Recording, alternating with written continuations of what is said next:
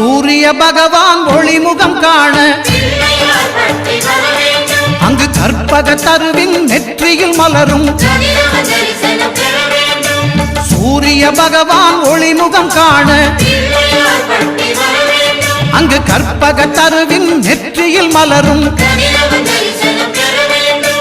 இருளை விலக்கி உலகை எழுப்பும் ஞாயிறு அங்கே குடியிருப்பான் அவன் ஆனை முகத்தனின் அடியவர் மனத்தில் ஒளியாய் வந்து கொலுவிருப்பான்